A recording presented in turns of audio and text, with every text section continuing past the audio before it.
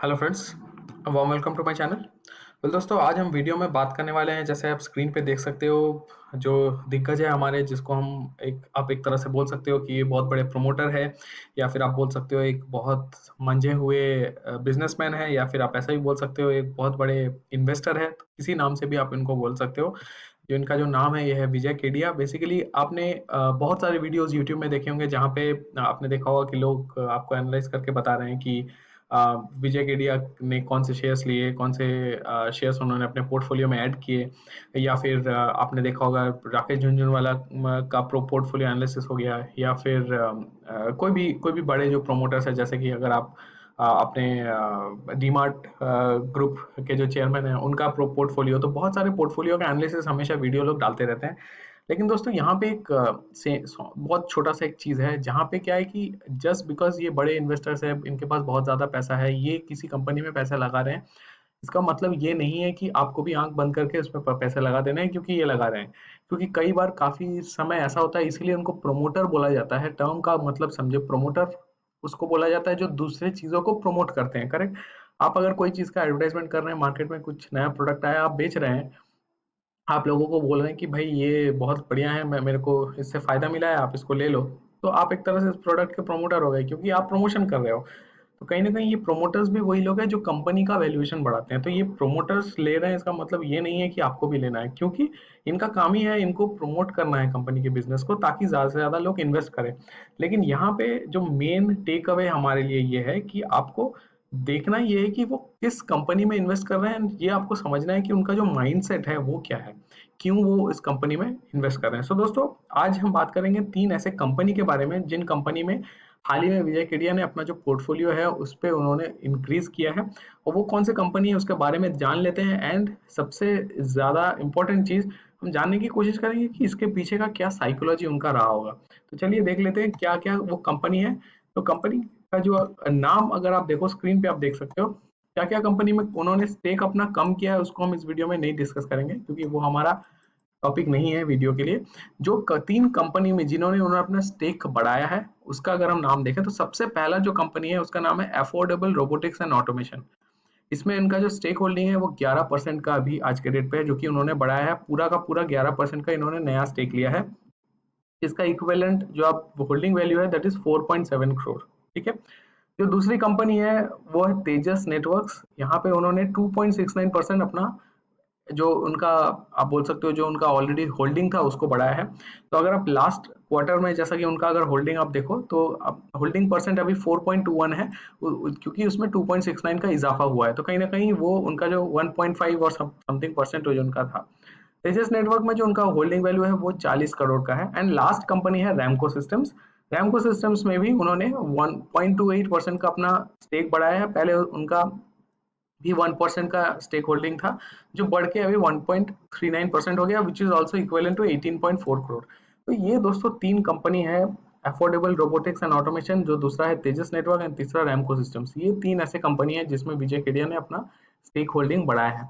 अब दोस्तों, यहाँ पे इस वीडियो में मैं स्पेसिफिकली आपको ये नहीं बोल रहा कि आप इसको बाई करें, आप इसको सेल करें या फिर होल्ड करें। यहाँ कोई डिसीजन मेकिंग का सीन ही नहीं है। ये वीडियो मैंने इसीलिए बनाया है कि आपको जो ट्रेडिंग माइंडसेट है, जो इन्वेस्टिंग माइंडसेट है, उसको समझने की जरूरत है। अभी थोड़ा सा समझने की कोशिश करते हैं कि तीनों कंपनी करते क्या है, आपको पूरा का पूरा पिक्चर क्लियर हो जाएगा। सबसे पहले दोस्तों देख लेते हैं जो यहाँ पे उन्होंने पहला कंपनी में स्टेक लिया, that is affordable robotics and automation limited. ये जो ARAPL इसका शॉर्ट फॉर्म है, ये कंपनी क्या है?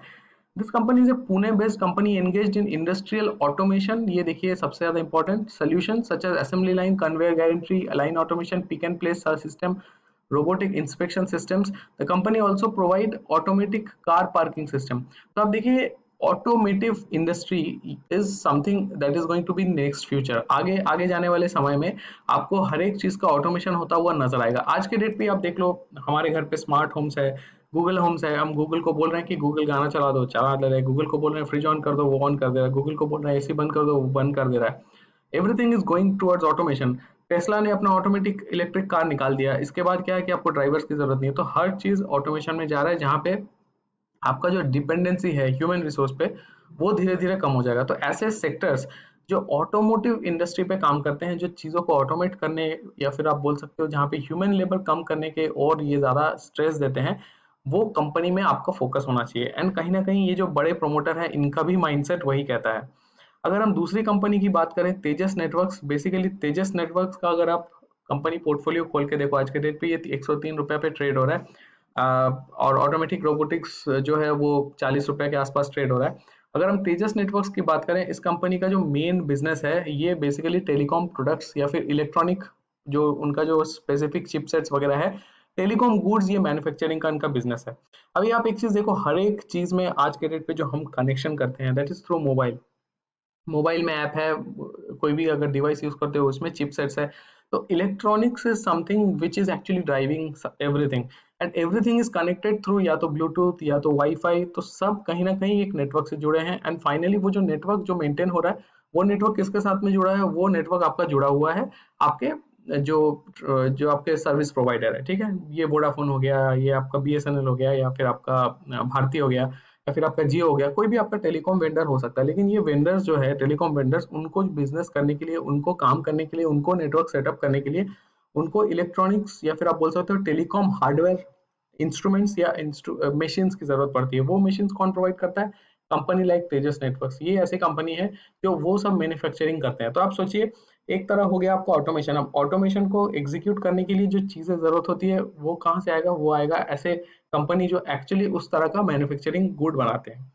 अब आ जाते हैं तीसरे कंपनी में, रैमको सिस्टम्स। अब रैमको सिस्टम्स तो एक नॉर्मल आईटी कंपनी। आप पूछोगे कि ये तो नॉर्मल आईटी कंपनी है, इसमें क्या बड़ा बात है? तो आईटी कंपनी में तो मेरे पास टीसीएस, विप्रो, इन्फोसिस इन्वेस्ट करने के लिए है। लेकिन दोस्तों एक चीज देखने वाली बात यह है कि उन्होंने TCS, Wipro, Infosys, HCL, Tech Mahindra ऐसे कंपनी में पैसे नहीं लगाया। क्यों नहीं लगाया? बिकॉज ये सारे सर्विस बेस्ड कंपनी है।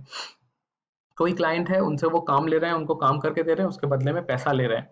ये नॉर्मल उनका बिजनेस मॉडल हो गया। लेकिन रैमको सिस्टम जो है, ये एक ऐसी कंपनी है जो बेसिकली ईआरपी सॉल्यूशंस या फिर आप बोल सकते हो छोटे मोटे वो प्रोडक्ट्स पे काम करती है, जो प्रोडक्ट वो मार्केट में फिर उसको सेल भी करती है, करेक्ट। अभी उससे फायदा क्या है कि अगर कोई कस्टमर उनका प्रोडक्ट लेता है, वो बिजनेस उनका कंटिन्यूटी रहता है, ठीक है ना। जैसे कि आप आईबीएम ले लो, आप डेल ले लो, आप लेनोवो ले लो, आप एचपी ले लो, आप गूगल ले लो, आप एप्पल ले लो, माइक्रोसॉफ्ट ले लो, एडोबी ले लो। ये सारे जो बड़े बड़े ब्रांड्स हैं, जितना भी मैंने नाम लिया है, सारे के सारे ब्रांड्स क्या है, इतने बड़े बड़े ब्रांड इसीलिए बने हैं क्योंकि वो सर्विस नहीं प्रोवाइड करते हैं, बल्कि वो प्रोडक्ट प्रोवाइड करते हैं। वो एक प्रोडक्ट बेच रहे हैं, प्रोडक्ट के मैन्युफैक्चरिंग के साथ ही उनका एक्सपेंशन हुआ है। तो कहीं ना कहीं ये जो रैमको सिस्टम्स है, आप जान के थोड़ा सा आप चौंक जाओगे कि वो कौन सी चीजें हैं जिसमें रैमको प्रोडक्ट्स काम करती है। तो अगले स्लाइड में आपको लेके चलता हूँ। तो आप देख सकते हैं स्क्रीन पे जो रैमको सिस्टम्स है, उनका जो मेन बिजनेस है वो क्या है? आप देखिए, जैसे कि पहला, जिसको वो बोलते हैं टॉकेट, with voice enterprise applications are gearing up to skip a whole new generation of user interface. The novelty, ease and near zero effort required in designing an intuitive interface will drive more transactions to move the voice way. जो voice recognition है, आप मुंह से बोलते हो Google play this, Google ये कर दो, गूगल एसी चला दो, गूगल लाइट बंद कर दो। ये जो आप वॉइस इंस्ट्रक्शंस दे रहे हैं, ये वॉइस के थ्रू उसको इंटरप्रेट करके उसको जो काम में लगाने वाली जो कंपनी है, जो सॉफ्टवेयर बनाने वाली कंपनी है, वो उसमें से एक है रैमको सिस्टम्स।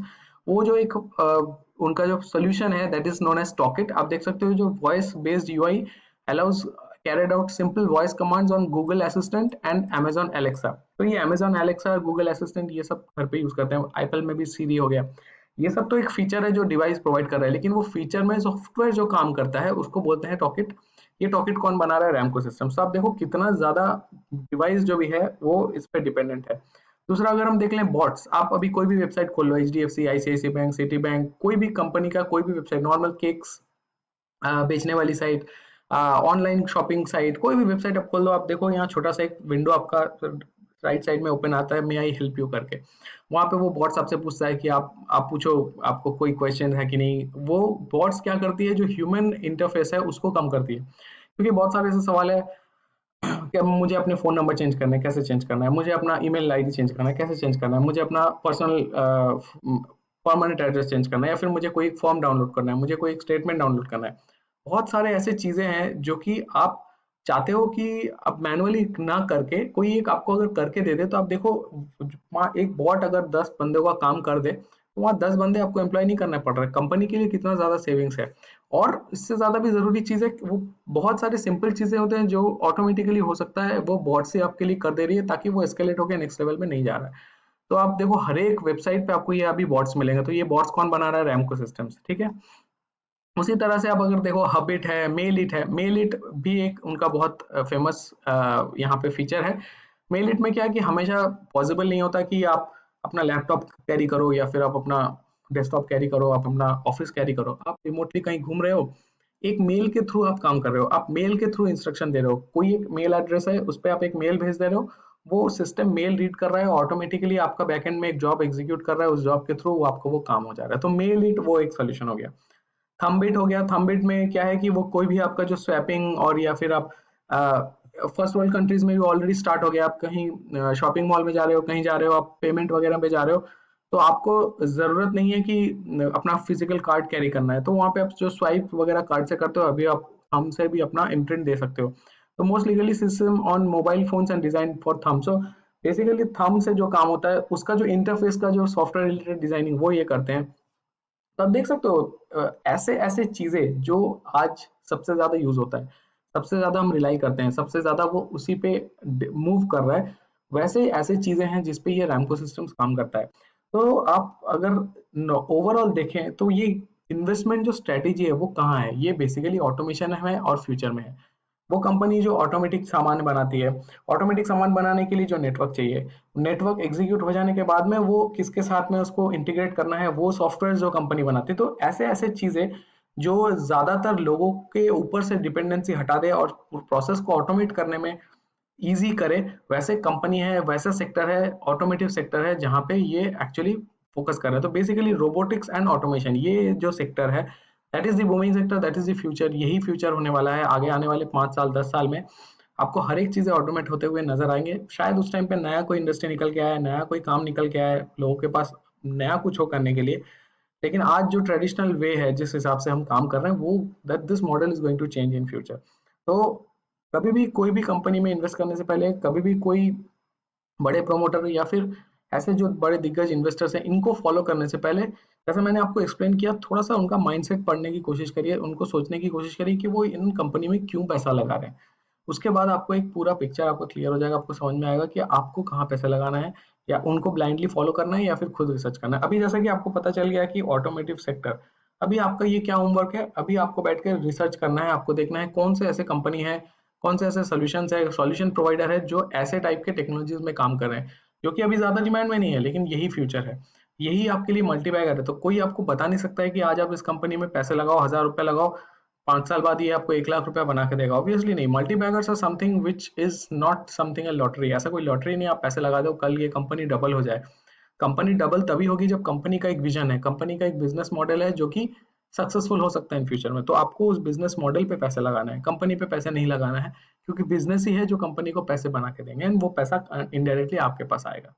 तो दोस्तों वीडियो बनाने का मकसद यही था कि आप अपना रिसर्च बढ़िया से करें, बढ़िया से अच्छे अच्छे कंपनी में अच्छा फ्यूचर में इन्वेस्ट करें, ताकि आपको इन लॉन्ग रन बहुत अच्छा पैसा रिटर्न निकल के आए। तो दोस्तों उम्मीद करता हूँ कंटेंट पसंद आया हो। अगर वीडियो पसंद आया तो चैनल को जरूर सब्सक्राइब करें, इस वीडियो को ज़्यादा से ज़्यादा शेयर करें, क्योंकि एक बहुत इन्फॉर्मेशनल वीडियो है। आई एम श्योर इससे बहुत लोगों को फायदा मिलेगा। आप कमेंट सेक्शन में जरूर लिख के बता सकते हैं आपको क्या अच्छा लगा, क्या नहीं अच्छा लगा। एंड अगर कोई ऐसा टॉपिक है तो आप चाहते हो मैं रिसर्च करूँ, ज़रूर मुझे सजेस्ट करिए, मैं कोशिश करूँगा उस पर रिसर्च करके वीडियो अपलोड करने की। सो दोस्तों वीडियो में बने रहने के लिए बहुत बहुत धन्यवाद। You have a lovely Monday and you have a lovely trading day ahead. Thank you so much.